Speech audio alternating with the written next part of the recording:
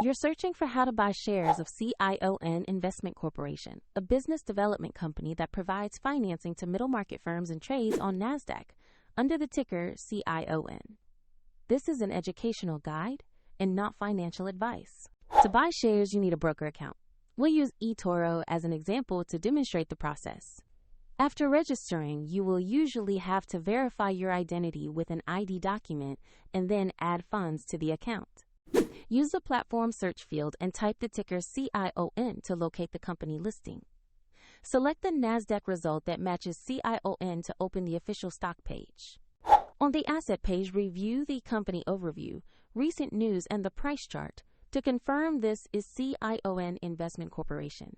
Double-check the exchange is NASDAQ and the ticker shows CION before moving forward. Tap the Buy or Invest button, enter the amount you wish to invest, then carefully review the order details and confirm to place the trade.